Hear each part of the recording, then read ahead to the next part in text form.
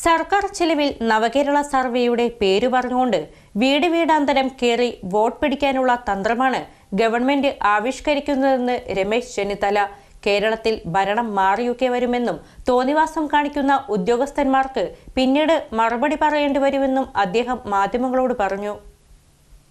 18/10/2025 കേരള മുഖ്യമന്ത്രി മുൻകൈയെടുത്ത് നവകേരള സർവേ നടത്താൻ തീരുമാനിച്ചു. ആ സർവേയുടെ യോഗത്തിൽ ഉന്നത ഉദ്യോഗസ്ഥന്മാർ പങ്കെടുത്തിരുന്നു. ആലോചനാ യോഗത്തിൽ തന്നെ മുഖ്യമന്ത്രി പറഞ്ഞത്, അതിൻ്റെ ഓഡിയോ പുറത്തു വന്നു, 3ാം തുടർഭരണം ഉണ്ടാകാൻ വേണ്ടിയിട്ടാണ് നവകേരള സർവേ നടത്തുന്നത് എന്നാണ്. അതിനുവേണ്ടി 20 കോടി രൂപ PRDക്ക് അനുവദിക്കുകയും ചെയ്തു. സംസ്ഥാനത്തെ ചീഫ് സെക്രട്ടറി അടക്കമുള്ള ഉന്നത ഉദ്യോഗസ്ഥന്മാരായ യോഗത്തിൽ പങ്കെടുത്തു. ഇത് അധികാര ദുർവിനിയോഗമല്ലെങ്കിൽ മറ്റെന്താണ്? ബഹുമാനപ്പെട്ട ഹൈക്കോടതി അത് സ്റ്റേ ചെയ്ത് ഇപ്പോൾ സുപ്രീം കോടതി പോയിരിക്കുകയാണ്. ഗവൺമെൻറ് തെരഞ്ഞെടുപ്പ് അടുത്തിരിക്കുന്ന സമയത്ത് സംസ്ഥാന ഖജനാവിലെ പണം ഉപയോഗിച്ചുകൊണ്ട് 3ാം തുടർഭരണത്തിന് വേണ്ടി ഇങ്ങനെ ഒരു സർവേ നടത്തുന്നത് ജനാധിപത്യ വിരുദ്ധമായ നടപടിയല്ലേ? ജനാധിപത്യത്തിൽ കേട്ടുകേഴ്വിയില്ലാത്തൊരു നടപടിയല്ലേ? എന്നിട്ട് ഈ തുടർഭരണത്തിന് വേണ്ടി ആരെയാണ് സന്നദ്ധ പ്രവർത്തകരായി വെക്കുന്നത്? കഴിഞ്ഞ തവണ കോവിഡ് കാലത്ത് സന്നദ്ധ പ്രവർത്തകരായി വന്ന DYFI പ്രവർത്തകരെയാണ് ഇതിനുവേണ്ടി നിയോഗിക്കുന്നത്.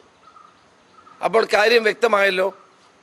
സർക്കാർ ചെലവിൽ നവകേരള സർവേയുടെ പേര് പറഞ്ഞുകൊണ്ട് വീട് വീടാന്തരം കയറി വോട്ട് പിടിക്കാനുള്ള തന്ത്രമാണ് ഗവൺമെൻറ് ആവിഷ്കരിക്കുന്നത്. ചീഫ് സെക്രട്ടറി അടക്കമുള്ള ഉദ്യോഗസ്ഥന്മാർ ഇതിൽ അംഗങ്ങളായിട്ടുണ്ട്. കേരളത്തിൽ ഭരണം മാറിയൊക്കെ വരും. ഇങ്ങനെ തോന്നിവാസം കാണിക്കുന്ന ഉദ്യോഗസ്ഥന്മാർക്ക് പിന്നീട് മറുപടി പറയേണ്ടി വരും. കേരളത്തിൻ്റെ മുഖ്യമന്ത്രി പറയുന്ന എല്ലാം ചെയ്തു കൊടുത്ത് ഈ നാടിനെ കുട്ടിച്ചോറാക്കിക്കൊണ്ടിരിക്കുന്ന ഒരു കാലമാണ് നവകേരള. അതുകൊണ്ടാണ് ബഹുമാനപ്പെട്ട ഹൈക്കോടതി ശക്തമായി തന്നെ വിമർശിക്കുകയും അത് സ്റ്റേ ചെയ്യുകയും ചെയ്തു. എന്നിട്ട് ഇനിയും KK വേണുഗോപാലിനെ പോലെ ഒരു അഭിഭാഷകനെ ചുമതലപ്പെടുത്തിക്കൊണ്ട് സുപ്രീം കോടതി പോയിരിക്കുകയാണ്. ഇതിനുള്ള പണവും ജനങ്ങൾ വഹിക്കണം. KK വേണുഗോപാലിനെ പോലെ പ്രശസ്തനായ അഭിഭാഷകനെ കൊണ്ടുവരുന്നതിന് എത്ര കോടി രൂപ കൊടുക്കേണ്ടി വരും? അപ്പോൾ ഇത് തുടർഭരണത്തിന് വേണ്ടി സർക്കാർ മെഷീനറിയുടെ ദുരുപയോഗമാണ്. ഈ ദുരുപയോഗത്തിന് കൂട്ടുനിൽക്കുന്ന ഉദ്യോഗസ്ഥന്മാർ നാളെ മറുപടി പറയേണ്ടി വരും. ഞങ്ങൾക്ക് തെരഞ്ഞെടുപ്പ് കമ്മീഷൻ സമീപിക്കേണ്ടി വരും. ഇതിൽ പങ്കെടുക്കുന്ന ഉദ്യോഗസ്ഥന്മാർ തെരഞ്ഞെടുപ്പ് നടത്തിയാൽ എന്തായിരിക്കും ഉണ്ടാകുന്നത്?